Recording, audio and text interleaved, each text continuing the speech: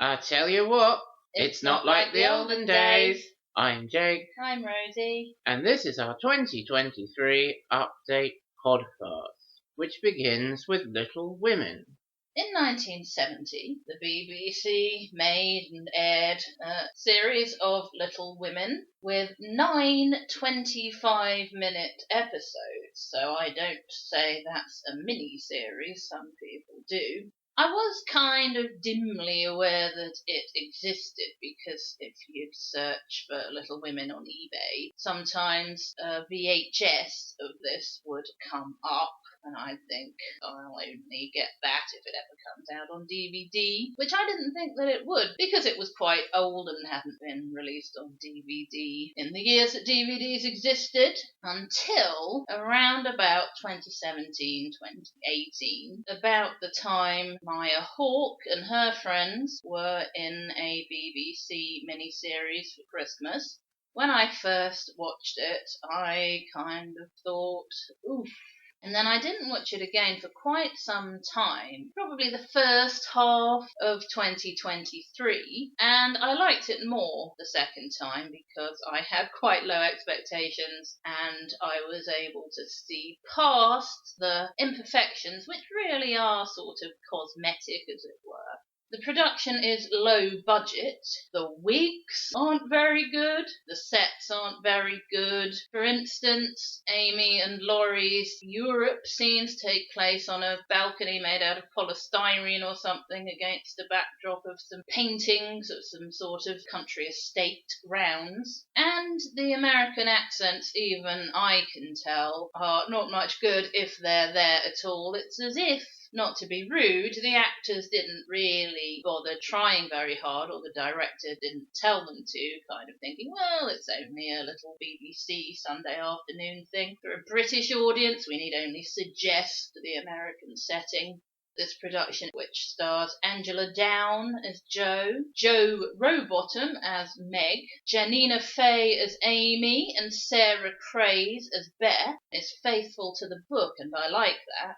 There comes a point where it sort of does its own thing a little bit, or can't be bothered to explain fully. Mrs. Kirk doesn't seem to be running a boarding house. She seems to just have her own children, and Jo is there to teach the girls, and Friedrich is there to teach the boys. You feel more like you're watching a play than thinking, oh, this is actually Concord, Massachusetts in the 19th century. But at the same time, I don't mind that. I enjoy watching a faithful adaptation that goes into detail.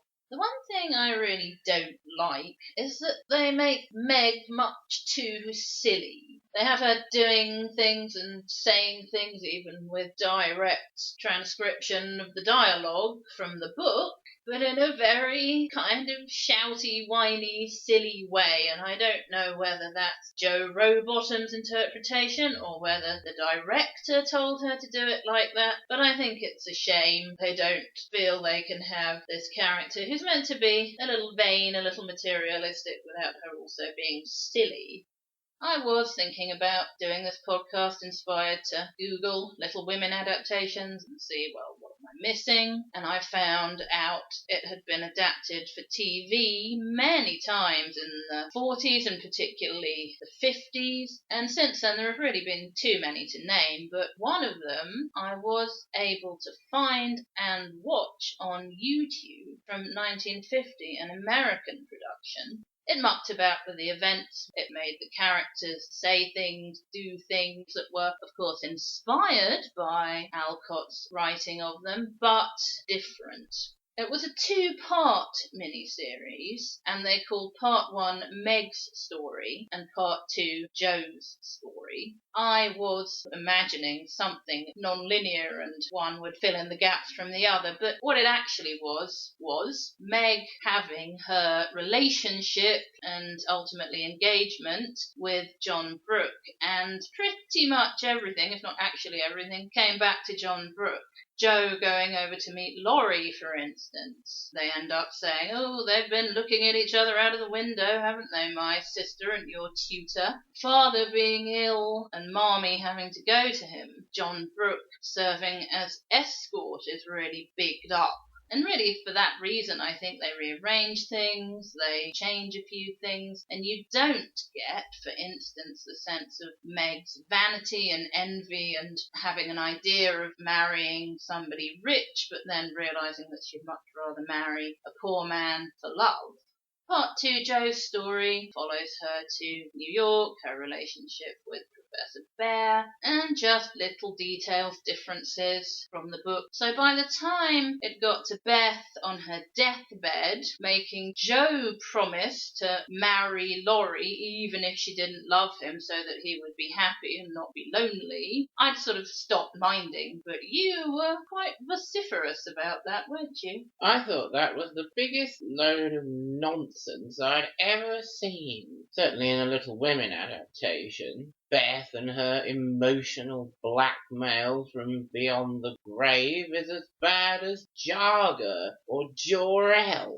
Of course, after Beth has gone, Jo is making plans to marry Laurie because she promised Beth, and I did think, ooh, thank goodness he's going to come back married to Amy.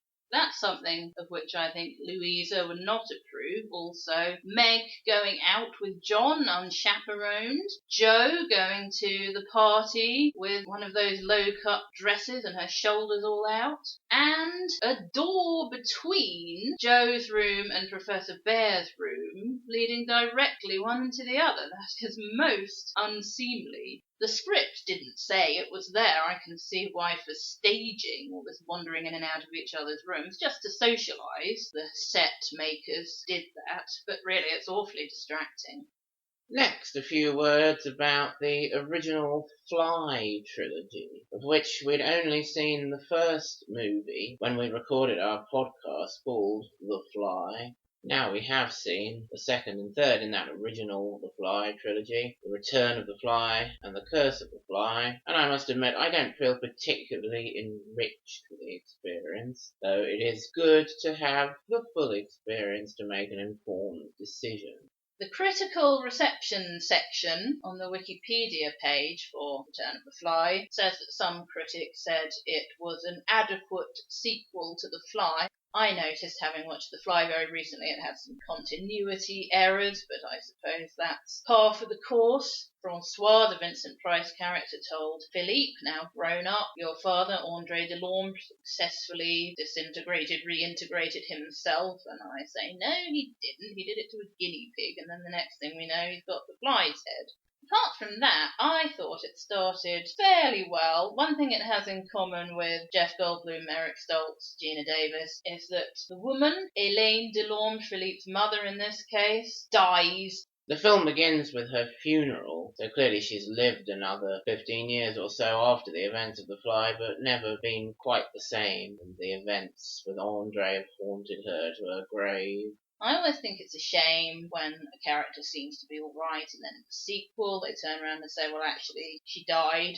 At the funeral, there's a reporter coming along and saying, oh, what really happened to André Delorme? Was it murder or suicide? There's more to this than meets the eye, isn't there? And Francois all like, leave us alone. And I think, oh, a snooping journalist. That's going to be an interesting character. And then you never see him again. His whole function is to remind the audience of what happened in the previous movie. And I think that's a missed opportunity. I think that sums up the problem I had with the film pretty well. It started off interesting and seemed like it was going to be an appropriate sequel and kind of petered out when it got to the point of Philippe going into the teleporter to get a fly's head. I don't think they really adequately explored why that was happening, what made the saboteur assistant decide to do it. It just kind of had to happen because that's what happens in the movie, and then it kind of limps its way towards a rather quick, predictable, not very well fleshed out finish. Philippe and his friend Alan, but that's not his real name because he's a criminal on the run, and their personal and professional relationship is potentially quite interesting. But as you say, it sort of drops off towards the end. Another problem is Inspector Beecham, who is not the original inspector from The Fly. This Inspector Beecham only assisted. Oh, but he was invaluable too. No, he wasn't. He didn't exist. But also, that's the only adaptation to the script that they make. Quite late in proceedings, Francois is saying to him, "You must find the tiny creature. You remember?" And he's all like, "Oh yeah, I remember." And I'm like, "No you don't. You've never seen it." Shortly after Philippe and the fly have been through the disintegrator reintegrator, he's hearing the "help me." And Cecile, Philippe's love interest, wants to know what's wrong. And the answer is, "I'm having someone else's flashback." Now, the interesting thing is that when Philippe's saying, "help me," he's not in any immediate danger. Later on, he's actually calling Beecham by name, and he's saying, "I'm Philippe, I'm here on the door," which suggests, deliberately or otherwise, he has more of his own mind and understands much more about what's going on than Andre did in that state. So all this catching him, putting him in a container and slamming the lid on is very unnecessary. You could just have a conversation with him. The trailer says we're going to be terrified and horrified by Rat Man with the hands and feet of a rat. And actually, the inside cover of the DVD has a chapter list which says Hamster Man. The truth is he's Guinea Pig Man. He's also quite dead. So if you were expecting to see Rat Man and the terrible consequences for him of getting his atoms mixed with those of a rat, you'd be disappointed. And you'd be even more disappointed if you were hoping to see the living corpse who rose from his coffin following a fatal injury from the fly Philippe. He sort of falls into this coffin and raises the lid in his death throes. They were trying to entice people to come to the cinema with more interesting things than they were actually going to see. Is it the original clickbait? The Curse of the Fly was made like 6 years later.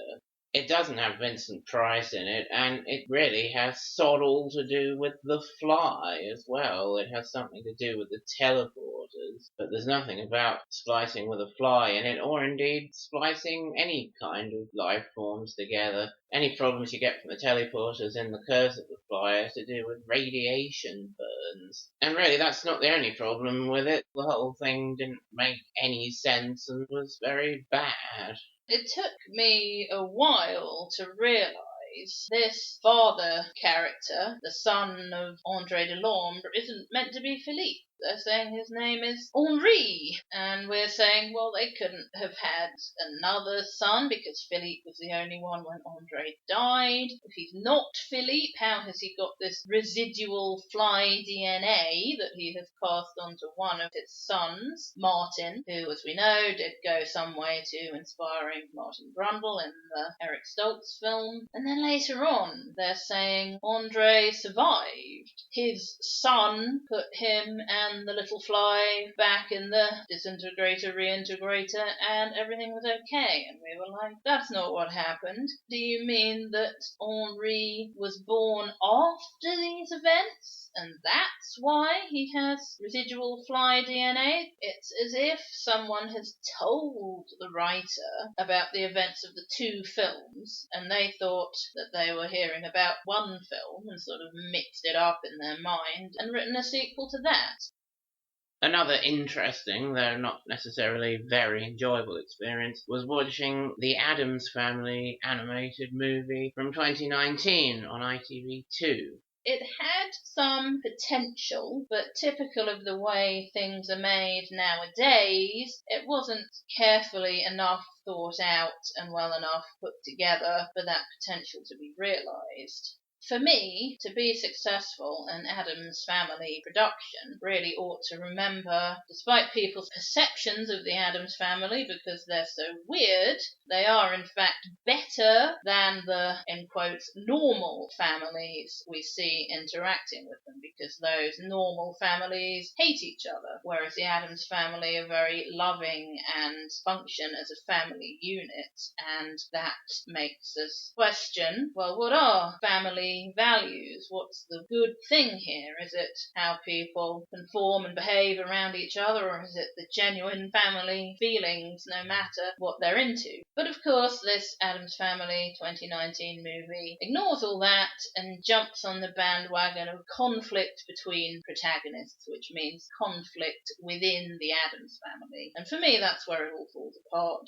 There's no way Gomez and Morticia should be stifling their children by never having let them off the property. And that was the reason that Wednesday was feeling unfulfilled and was getting interested in going to middle school in the normal world. And that was an idea that I thought had potential, but I don't think it should have been brought about by conflict within the Addams family. If Wednesday and the slightly unconventional but in other ways girl had met and found they liked each other and become friends and gone to school together, and Wednesday had used her Addams family abilities to get the better of the popular clique bully girls, I'd have liked that quite a lot. But the way they actually went about it in the film, I don't think made a great deal of sense and was rather incidental to the plot in the end. It would work quite well if Wednesday was shown in contrast to Parker, who has a terrible mother who is not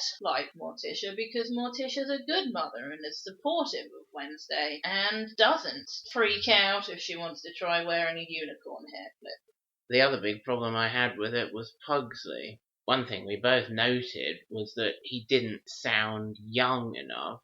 Unlike in the original series, he's supposed to be Wednesday's younger brother, and indeed that has been the case since the original series. And I said, for goodness sake, if you're going to use Finn Wolfhard, who, to give him his due, like most young American actors can voice act, pitch him down a bit.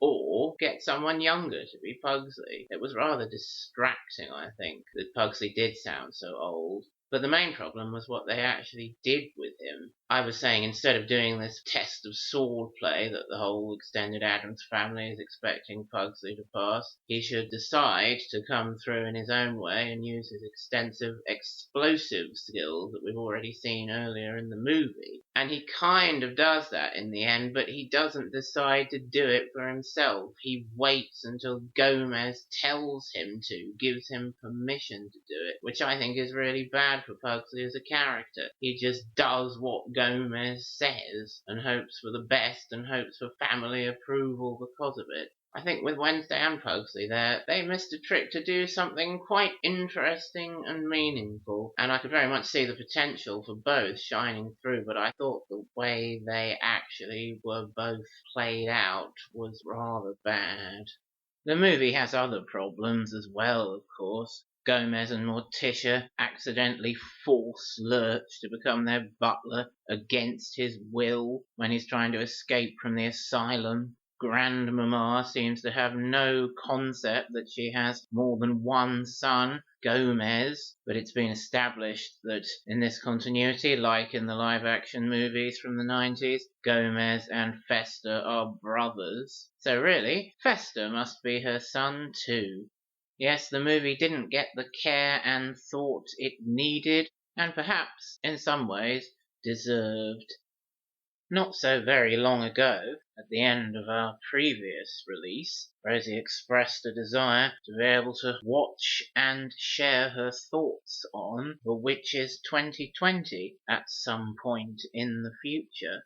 Little did we realise when recording that podcast how close that point was going to be, as we did take advantage of the opportunity to watch The Witches 2020 on BBC One on New Year's Day 2024.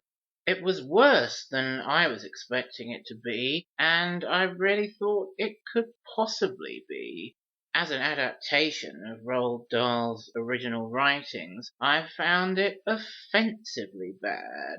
There are such a lot of things wrong with it, taking far too long for Grandma to tell her grandson anything about witches. grandson not having a name in homage to the book, well, that doesn't work in a film. As I said on the Roald Dahl podcast we did recently, that protagonist needs to have a name in an adaptation. And when he says, as a mouse, "Grandma, it's me, your grandson," you can really see why that sounds completely unnatural. Having one pet mouse who turns out to be a transformed child as well is unnecessary. Saying that the witches only want poor children and they're going to the hotel to hide amongst the privileged is contradicted before and after the few seconds in which Grandma tells us this. There's a lot of unnecessary, distracting CGI for the sake of CGI. Yes, that was in bringing the animals to life, including the Grand High Witch's pet cat, and also the witchy effects with the stupid wide mouths and stretching arms and so on. All terribly distracting and rather badly done. There's a lot of distracting, tense music telling us we're supposed to feel tense, but honestly, that's not going to make me care what happens to these abominations of Roald Dahl characters who really aren't Roald Dahl characters anymore. Getting child to take the mouse maker by pouring it into his ear, which doesn't even, as we at one point started to think, set up for saying, whoops, the Grand High Witch didn't get any soup. Grandma distracted her by staring at her. Pretty silly, wasn't it? We'll have to pour it in her ear. No, they managed to get her to open her mouth. Why did protagonists go and get the mouse maker from the Grand High Witch's room in the first place? Because they wanted to help the children of the world by turning the witches into mice instead? No, so that Grandma, a powerful voodoo healer, could create an antidote for the 3 child mice that were there in the room. It was the child who'd already been turned into a mouse. Daisy, what was her real name? Mary. As in William and Mary, the pet mice from the book. Will protagonist call her Mary after he's found out that's her real name? No, he keeps calling her by the name he gave her. Who comes up with the idea to actually stop the witches, so thank goodness she was there. I don't know whether anyone would be surprised by protagonist still being a mouse at the end if they weren't familiar with the book.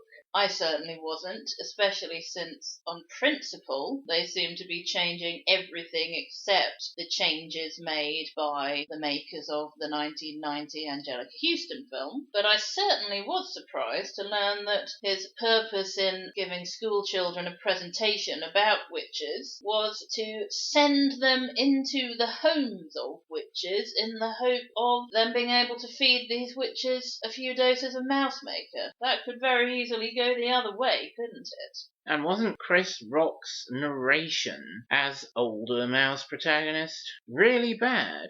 As you said, performing in person to an audience is Chris Rock's particular MO, and reading out loud doesn't seem to suit him that well. And reading out loud some of the stuff that Roald Dahl actually wrote, one of the worst things I've ever heard to draw me into a movie, or indeed at all. So all in all, we certainly won't be watching that movie again. Finally, in this update podcast, we look back to Bravestarr via Filmation's Ghostbusters, which neither of us had ever watched until you were having a look at some of it on YouTube about a year and a half ago. And I did find it quite interesting in many ways to see what it was like and to hear many of the Bravestarr cast members providing the voices for Filmation's Ghostbusters. Pat Fraley, Susan Blue, Alan Oppenheimer, and of course Lou and Erica Scheimer. But what I found most interesting was that it turned out that Filmation's Ghostbusters really is the forebear of Bravestarr, the creator of Bravestarr in many ways. Bravestarr would never have happened if it wasn't for Filmation's Ghostbusters. One thing I think those two cartoons have in common is that there are a lot of very bad, or at least very forgettable, not really quite managing to use the setting and characters effectively episodes. But there are some episodes poking through that make you think, oh yeah, this shows the potential for this series and the way in which it can work but doesn't usually. when somebody was coming to hire Filmation's Ghostbusters and they were going to investigate, rather like the real Ghostbusters might do. The characters were having some decent interplay. It was actually coming together quite well. I think perhaps there are more episodes of Bravestarr like that, but in both cases with these huge long 65 episode seasons, most episodes are kind of duds, really.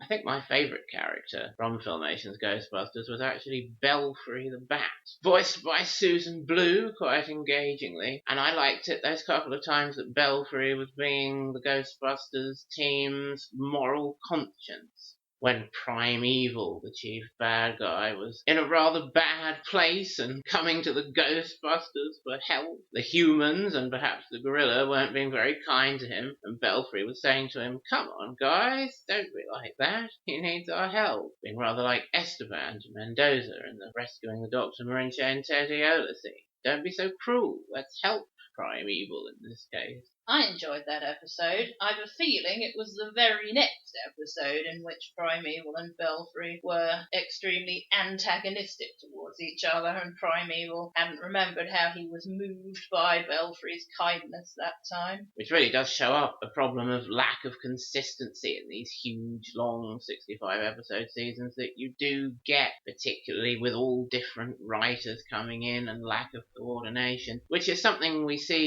even in a slightly shorter 40 episode series such as Extreme Ghostbusters. And in the particular case of Belfry and Primeval, it does mean that they didn't get to have a consistent kind of connection through the enmity of their factions like General Woundwort and Pipkin on the Watership Down cartoon did, which was a bit of a shame, a bit of a missed opportunity.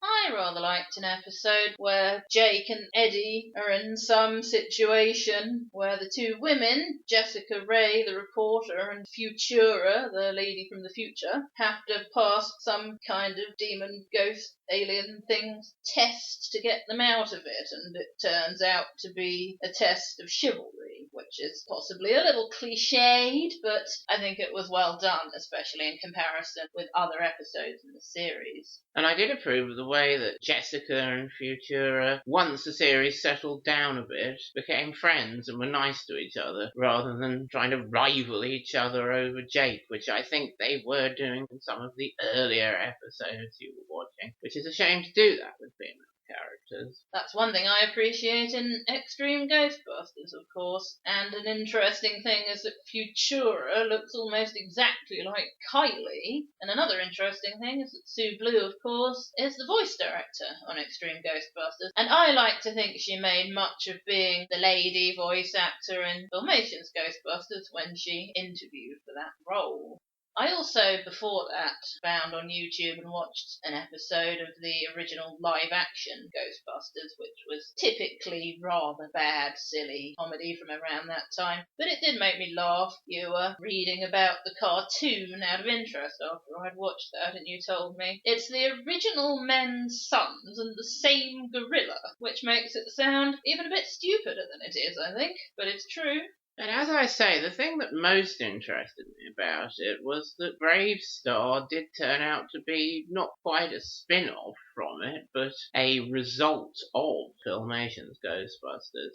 Primeval has this kind of army of recurring ghoulish antagonists. And you've got like Haunter, the big game hunter ghost, and Fangster, the werewolf ghost, who was originally going to be a werewolf gangster ghost, but wasn't actually as it turned out, so the name didn't make quite so much sense. But it does make a lot of sense to read that Tex Hex was originally designed as one of Primeval's recurring ghostly army ghouls. He was supposed to be a Wild West outlaw, skeleton-faced, horse of death riding ghoul that was part of Primeval's army. And Lou Scheimer liked the character so much, he held him back from the Ghostbusters series and created a whole other series, Bravestarr, around this character of Tex Hex. the setting of the mining planet New Texas, Marshal Bravestarr being there to provide the good, while Tex Hex provides the bad. And it does kind of explain why the idea of Tex Hex doesn't seem to fit that well into Bravestarr as a show. It's a hangover from the original concept of the character. As was mentioned on the Bravestarr podcast, I never remembered from when I was little that Tex Hex had magic powers. You say on the Bravestarr podcast, when we were watching some episodes of Bravestarr in preparation, he never seemed to use his powers except to turn into a puff of smoke to stand up rather than bothering to clamber to his feet. It's something they do kind of struggle to use in Bravestarr, Tex Hex and his powers, and it does kind of make the character overpowered and doesn't really fit in with the concept of the show, but it would have fitted in much better with being one of Primeval's ghosts, Tex Hex, the magical outlaw cowboy ghost. There is plenty of magic in the Bravestarr universe, of course. Shaman and Stampede are well used and appropriately placed as the big magical characters. But with the role he takes on in the show, I've never felt it was such an appropriate thing for Tex Hex to be a powerful sorcerer, which really is why, a lot of the time, he doesn't act like one. So really, I think the character would have made more sense in many ways in Filmation's Ghostbusters, and the fact that he was supposed to be there does kind of show through in Bravestarr. Even Tex Hex's final design for the Bravestarr cartoon does look kind of skeletal, and in Filmation's Ghostbusters he really would have been this kind of skeleton cowboy with the skeleton horse. But looking at his final design, with the kind of skull-like lines all over his face, it's not surprising to see that he started off that way. And of course his skeleton-faced horse of death in the original design becomes the Bravestarr vehicle, the Skull Walker, which was one of the toys that Mattel did manage to release to go along with the Bravestarr cartoon, and actually looked like something from the Bravestarr cartoon, rather unlike the Bravestarr figure and the Fort Carrion playset and the 30-30 animal figure that really was only a horse that Bravestarr could ride. It didn't look like it would turn into a gun-toting bipedal equestroid without a great deal of modification. So that's just one of those realizations that does make certain things that have been lurking in the mind a lot clearer. Where the concept of Tex Hex came from, how that led on to the whole world of Bravestarr the cartoon, and why in the final result Tex Hex himself doesn't fit as well into that world as most of the other characters who were specifically designed to go in it. And there is an end to our 2023 update podcast. But do join us again on the final Sunday in February for our next regular podcast, which will be about everyone's favourite Surbiton-based self-sufficiency sitcom from the 1970s, The Good Life. Until then, good night out there. Whatever you are.